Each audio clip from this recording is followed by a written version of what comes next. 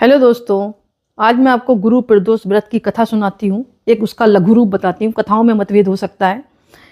कथा इस प्रकार है। एक बार इंद्र और वृत्रासुर की सेना में घनघोर युद्ध हुआ।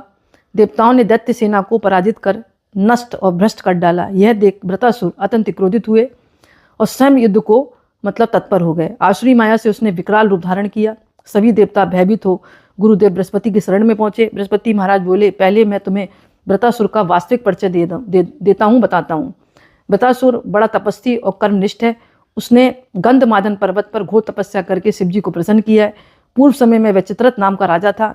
एक बार वह अपने विमान से कैलाश पर्वत पर चला गया था। वहाँ शिवजी के बांग अंग में यानी बाएं अंग में माता पार्वती बैठी देखकर इसने उपहास उड़ाया और हे प्रभु, मोह माया में फंसे होने के कारण हम स्त्रियों के वंशीभूत रहते हैं। इस तरह बोला उसने।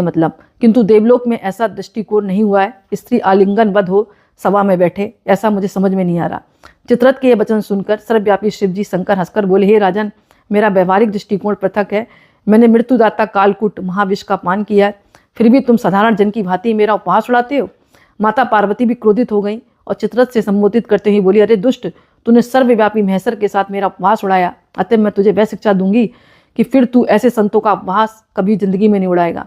अब तू दैत्य स्वरूप धारण कर विमान से नीचे गिर, मैं तुझे शाप देती हूँ। जगदम्बा भवानी के अभिशाप से चित्ररथ राक्षस योनि को प्राप्त हो गया और त्रिवष्टा नामक ऋषि के श्रेष्ठ तप से उत्पन्न होकर वृत्रासुर बना। गुरुदेव बृहस्पति आगे बोले, वृत्रासुर बालकाले से ही शिव भक्त रहा।